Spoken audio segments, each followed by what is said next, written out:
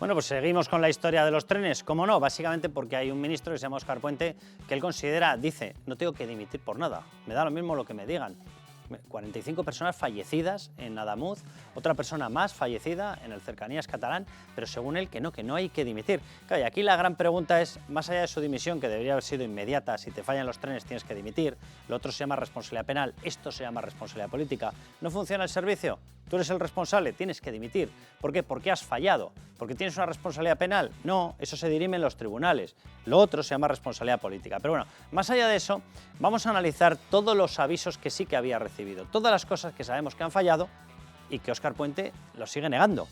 Porque cuidado, esta historia tiene una responsabilidad política, ya se lo he dicho, pero tiene una pata de responsabilidad penal que está ya en tramitación en dos juzgados, de hecho, uno en juzgado de instrucción de la Audiencia Nacional, otro en el de Montoro. Pero vamos a escuchar la primera advertencia. El sindicato de maquinistas, el secretario general, lo dice abiertamente, hemos estado lanzando advertencias y no ha hecho caso a nadie. Ya se había avisado de ese riesgo con anterioridad y no se paró la circulación hasta que se había producido ese fallecimiento. El último aviso que lanzó esta gente del sindicato de maquinistas lo lanzó en agosto de 2025.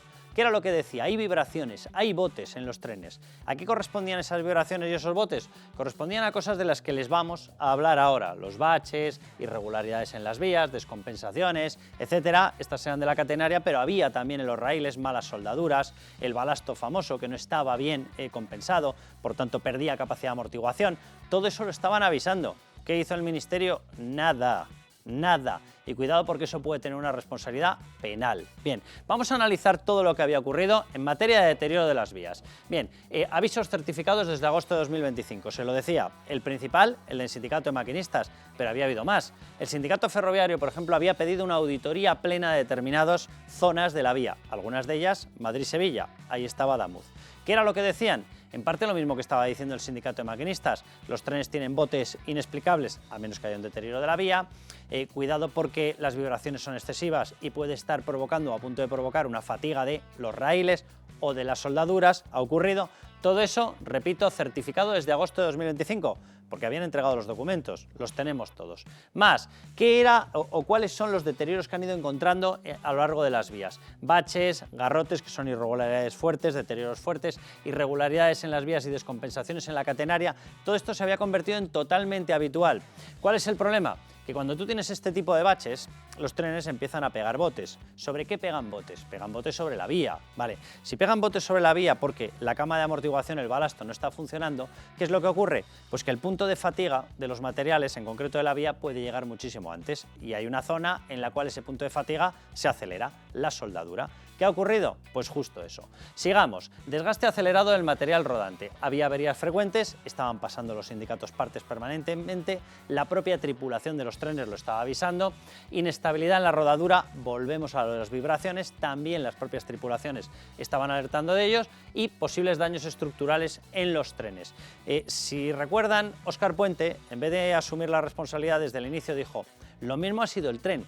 Lo mismo no es la vía. ¿Por qué lo decía? Porque la vía es responsabilidad suya. ¿A quién querían culpar? A los trenes de Irio. ¿Por qué? Porque Irio es una compañía privada y no son ellos. De esa manera se libraban de la responsabilidad. Cuidado porque eso que veían ahí de los posibles deterioros de los trenes también lo estaban avisando los maquinistas. Imaginémonos que por lo que sea hubiese sido efectivamente un deterioro en el tren. Los maquinistas estaban diciendo que al tener las vías como las tenían, eso se traslada a deterioros en el tren. Esos golpes no solamente repercuten en la vía, también repercuten en las ruedas y en los bogies del tren. Resultado, también se podrían haber estado estropeando los trenes y podría haber ocurrido algo. ¿Eso le quita responsabilidad a la vía? No es verdad. El origen era, lo es o son los determinados fallos que hay en estos momentos en el mantenimiento de las vías. Bien, incidencias reportadas que no se atienden. Lo han escuchado en el sindicato de maquinistas, en el secretario general del sindicato. SEMAF ha estado denunciando la normalización, de hecho, de reportes de problemas que no son arreglados. Bien, ¿todo esto en quién repercute? ¿Quién era el encargado de tener que recibir estas advertencias? Era Adif. ¿Y Adif de quién depende? De este señor, del Ministerio de Transportes. ¿Qué ha hecho este señor? No solamente es que lo ha estado haciendo durante todo este tiempo, sino que lo ha hecho posteriormente. Dice que no asume ni la más mínima responsabilidad. Miren, les doy simplemente dos datos para que se hagan una idea. Nosotros en inversión, en mantenimiento de los trenes y de las vías, nos estamos gastando en España 1/3 de lo que se gasta Francia y 1/3 de lo que se gasta Italia. ¿Ellos son idiotas? ¿Tiran el dinero por las ventanas? No, ¿verdad? Lo que pasa es que es necesario, esa inversión es necesaria, totalmente necesaria. Y les doy otro dato para que se hagan una idea. Justo después del accidente de Adamuz, el accidente mortal, 45 personas, 45 fallecidos, más el accidente mortal en las cercanías de Cataluña, otra persona fallecida, en España se lanza un plan acelerado de descenso de la velocidad.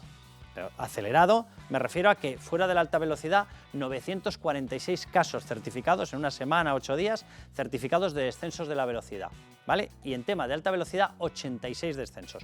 ¿Por qué se adoptan esos descensos? Por falta de seguridad. ¿Por qué lo hacen? Porque saben cómo está la vía.